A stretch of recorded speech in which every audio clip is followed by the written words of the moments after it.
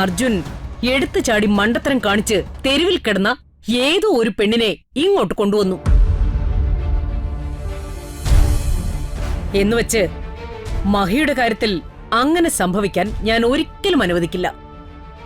ലക്ഷ്മിയെപ്പോലെ കുടുംബ പാരമ്പര്യമില്ലാത്ത ഒരു പെണ്ണിനെ സ്വന്തം ഭാര്യയാണെന്നും പറഞ്ഞ് ഈ വീട്ടിലേക്ക് വിളിച്ചുകൊണ്ടുവരാൻ ഒരു കാരണവശാലും സമ്മതിക്കില്ല. അവൻ ആരെ കെട്ടണമെന്ന് ഞാൻ തീരുമാനിക്കും. ഇതാണ് ഞാൻ നേരത്തെ പറഞ്ഞത്. കാര്യങ്ങളെല്ലാം നീ തന്നെ സ്വന്തം ഇഷ്ടപ്രകാരം ചെയ്യുന്നുണ്ട്. പിന്നെ ഇതെല്ലാം എന്നോടെന്തിനാ പറയുന്നത്? അർജുന്റെ കാര്യത്തിൽ എനിക്ക് തെറ്റുപറ്റി. എന്നാൽ മഹിയുടെ കാര്യത്തിൽ ആ തെറ്റ് സംഭവിക്കാൻ ഞാൻ അനുവദിക്കില്ല. മഹിയുടെ കല്യാണം ഉടനെ നടത്തണം. അതിന് നീ നല്ലൊരു പെണ്ണിനെ കണ്ടുവച്ചിട്ടുണ്ടല്ലോ, അതും 4 ആൾ അറിയുന്ന മന്ത്രിയുടെ മകള്. അവര് തമ്മിലുള്ള കല്യാണവും നമ്മൾ 2 കുടുംബക്കാരും തമ്മിൽ ഔദ്യോഗികമായി തീരുമാനിച്ചിട്ടുമുണ്ട്. പിന്നെന്തിനാ എത്ര ടെൻഷൻ?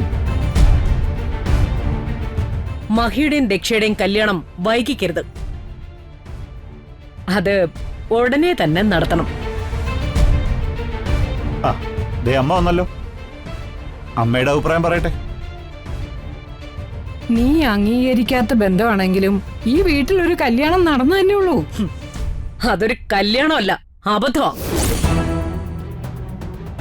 എന്റെ മകൻ കാണിച്ച ആന മണ്ടത്തരം. അതൊരു കല്യാണമായിട്ട് ഞാൻ അംഗീകരിക്കുന്നില്ല. അവളെ ഞാൻ മനസ്സുകൊണ്ട് മരുമകളായിട്ട് ഒരിക്കലും സ്വീകരിക്കുകയില്ല. ഈ വീട്ടിൽ ഇനിയൊരു കല്യാണം നടക്കുമ്പോ അത് രാജകീയമായ ഒരു കല്യാണമായിരിക്കും. ആയിരങ്ങൾ അതിഥികളായി അതിൽ പങ്കെടുക്കും. കൂട്ടത്തിൽ വിളിക്കാത്ത പിച്ചക്കാരും വരും. അതിൽ ഒരു പിച്ചക്കാരിയായേ ഞാൻ ഐശ്വര്യയെ കണ്ടിട്ടുള്ളൂ. നിനക്കിപ്പ ഇങ്ങനെ പറയാം, പക്ഷേ മഹിയുടെ കല്യാണം നടക്കുമ്പോ അർജുന്റെ സാന്നിധ്യത്തിൽ വെച്ച് നിനക്കങ്ങനെ ഒരിക്കലും പറയാൻ കഴിയില്ല.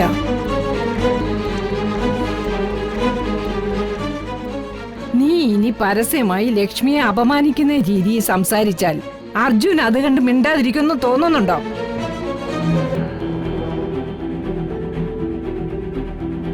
അമ്മയുടെ ആജ്ഞകൾ കണ്ണടച്ചനുസരിക്കാൻ അവൻ മഹിയല്ല, അത് നീ മറക്കരുത്. ലക്ഷ്മിയെ നീ പരസ്യമായി അപമാനിച്ചാൽ അർജുൻ പ്രതികരിക്കും. വിവാഹവേദി അലങ്കോലമാകും.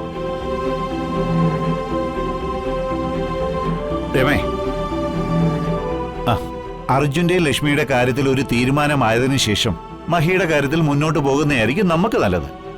ഇതെന്റെ അഭിപ്രായം. ഇനിയെല്ലാം നിന്റെ ഇഷ്ടം.